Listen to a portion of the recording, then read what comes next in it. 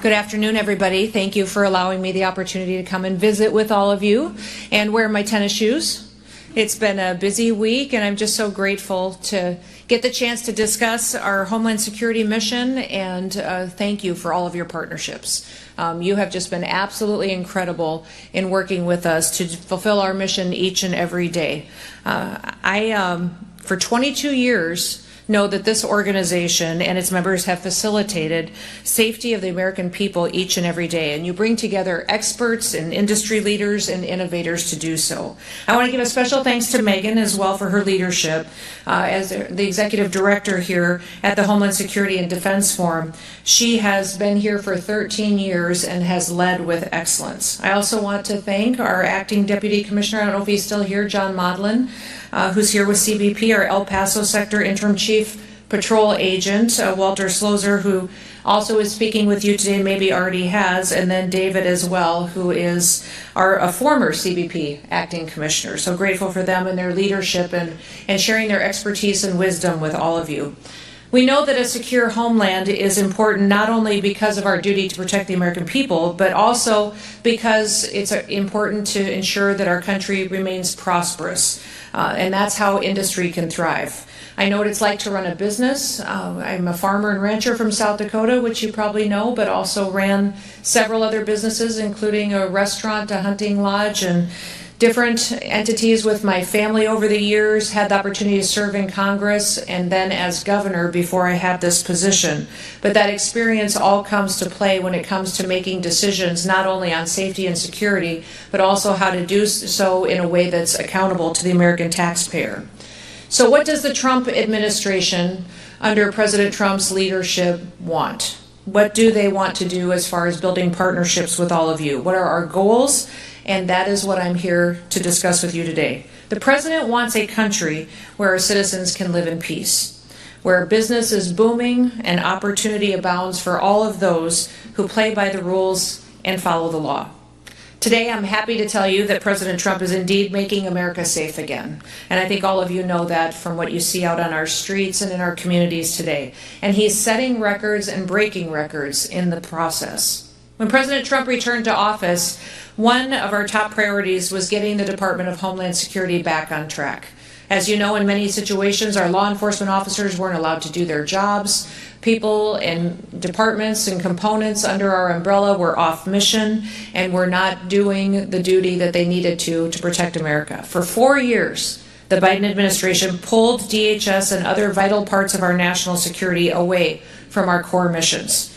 There's no clearer example than the disastrous open border policies that we saw perpetuated and the invasion which was facilitated by the administration. They brought crime and violence and unprecedented drugs to our communities. Terrorists flooded our country, and countless citizens of adversarial countries waltzed right over our border. Customs and Border Protection was prevented from doing its job, and worse, they were used many times to funnel aliens in as quick as possible. President Trump has put an end to that, delivering the most secure border in American history. In fact, we've just reached our 7th month of 0 illegal aliens released into our streets. Border crossings are down over 93% year over year. Meanwhile, we're removing illegal aliens who came in under the Biden administration. By the end of this year, 2.5 million illegal aliens will have left our country. That includes over 600,000 that were detained and deported, but 1.9 million virtually have left voluntarily through our communication efforts, through the efforts of facilitating plane tickets, and also $1,000 reimbursements for those who choose to go home voluntarily with the opportunity to come back the right way someday. We have seen an incredible amount of interest in fixing things that have been done wrong in the past. As a result, we have also deterred countless would-be border crossings from entering into our country. DHS, as you know, was founded after 9/11. It was founded to put all of the government agencies and components under one umbrella to fight terrorism and to protect the homeland. And that's exactly what we're doing under President Trump. From January to November of this year, ICE alone arrested and removed over 1,100 known or suspected terrorists that were on our terrorist watch list from January through November. And we're driving that number up every day. That is not counting the individuals that were arrested and encountered by other agencies or departments. President Trump has designated many cartels and gangs, other criminal groups such as foreign terrorist organizations, and designating them under that allows us to go after those killers with more tools than we've ever had before. Through our Homeland Security Task Forces, which I co-lead alongside our Attorney General Pam Bondi, DHS is working with other departments as well as our international partners and organizations to crack down on cartels and terrorists and other transnational criminal organizations. Since late August, the Homeland Security Task Force has seized more than 461 metric tons of drugs and millions of dollars in assets. Last weekend, CBP under the Homeland Security Task Force stopped nearly 6,000 pounds of meth from coming into the country from San Diego at a port of entry. And that bust would not have happened without the robust security that we have at the border. The bottom line is that we're driving the cartels out of business. And we're ending an industry that profits off of the deaths of millions of Americans. Fentanyl traffic across our border at the southern border is down 56%, and that means that fewer families will have to live with the pain of losing a loved one.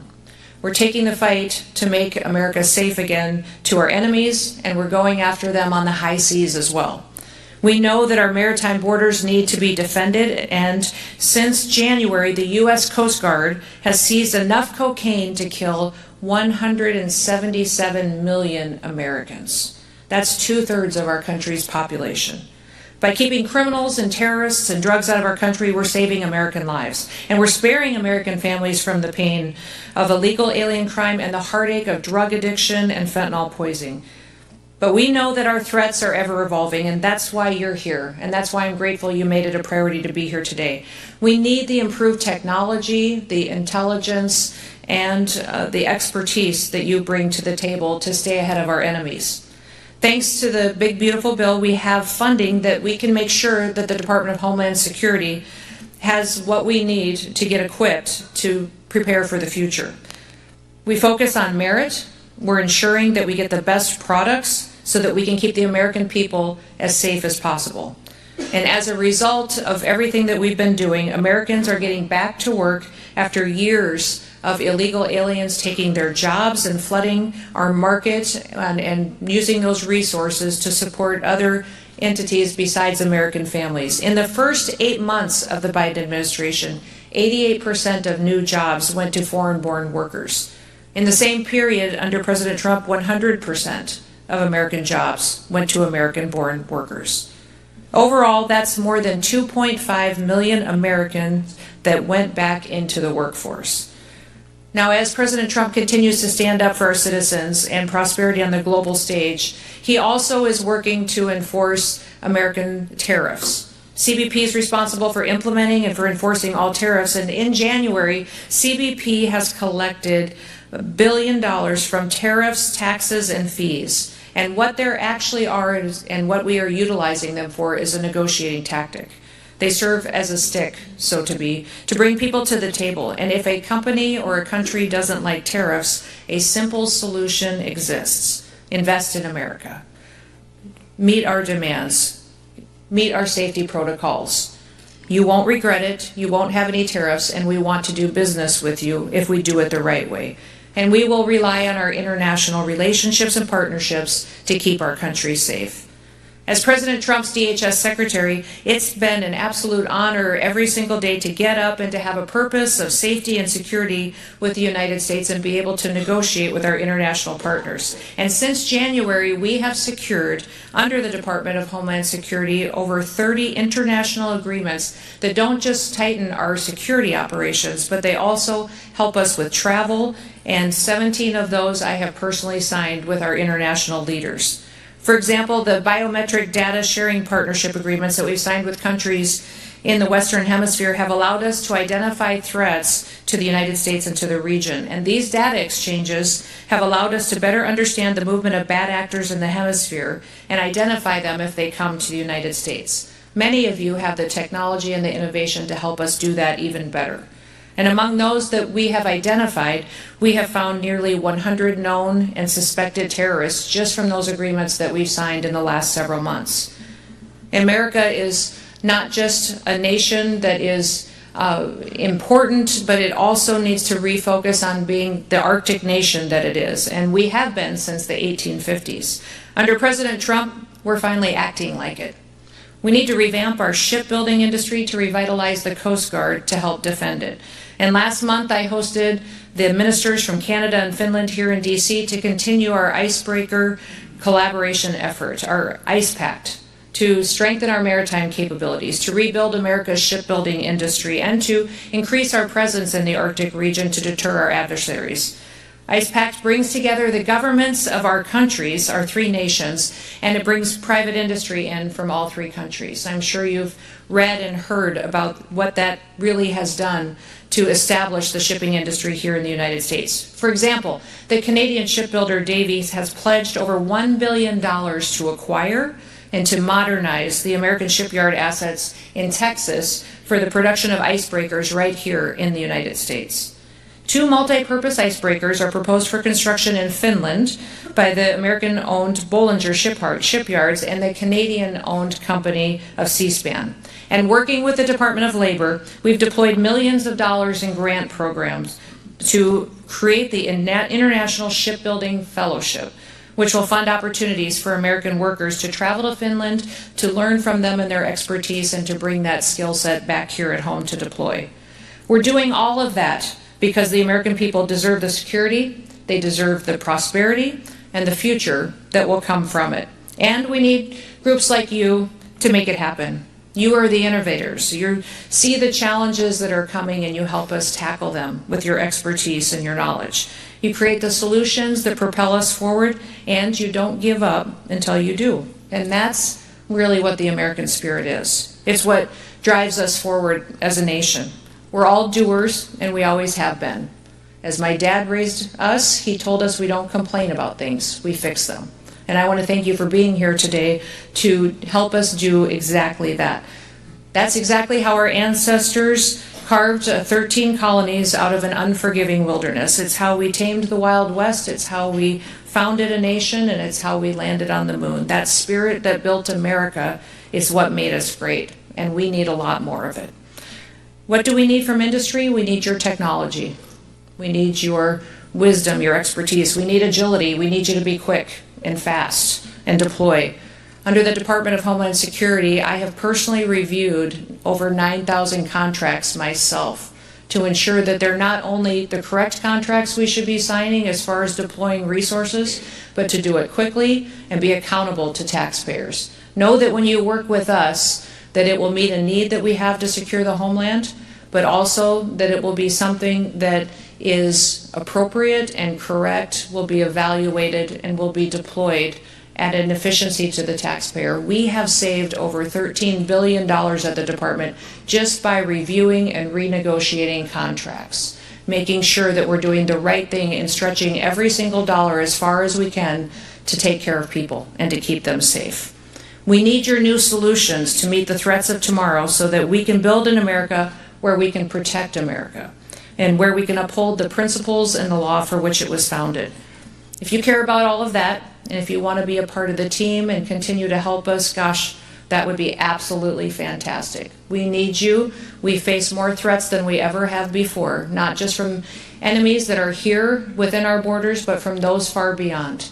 Not just from individuals, but from groups, cartels, terrorists, and even other countries that wish to take America out.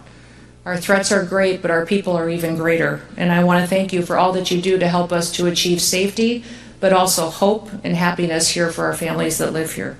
So I just want to thank you all for being here, for what you do, for loving this country, and may God bless you for partnering with us in new ways each and every day. Have a wonderful afternoon. Thank you for giving me a few minutes to visit with all of you. And with that, I will yield back, but does anybody have any questions? I'll take a couple questions before I leave if you've got some. Yes, ma'am. Yep. We have a contract on your desk right now to review the We're going to negotiate a contract right here today. I love it. I want to know what we're going to do to improve and quickly put in place AI-enabled surveillance on our borders to improve the false alarm rate, which is very, very high right now and causing a lot of pain to the folks in the field who need this. Yeah, as you know, we had a plan under Trump 45 to build the wall, and the wall is not just an infrastructure of a primary wall. There's a secondary wall and the technology and surveillance equipment that actually goes with it as well. And as we do that, and this is the largest project that's ever been undertaken, I believe, in the world, to build an infrastructure project of this magnitude. And having the right technology to tell us when there is a threat at that border is important, but also we need to know when it's not a threat and it's something else. So your contract, I don't know the specific one, but I will go look at it. It's not on my desk yet because I just cleared my desk this afternoon. But I will. But that is one thing that we need, is not just technology, but technology that's reliable, that gives us the correct information we need to keep people safe. So we have already done the many contracts to deploy and building of the border, but we are going to continue to allocate those. I think we have put those out faster from the OB3 funding than ever done before as far as the contracting process has gone, but we'll continue to ensure that those systems get installed and online as soon as possible. What else? She shut it down, didn't she? With the yes, sir. Last one, and then I better let you get back to business. Ma'am, not a question, but I'm not going to speak for everybody here, but for me, just want to say keep it up. Oh, thank you. I appreciate it. I appreciate it. Well, God bless you. You have a wonderful day. Thank you, everybody.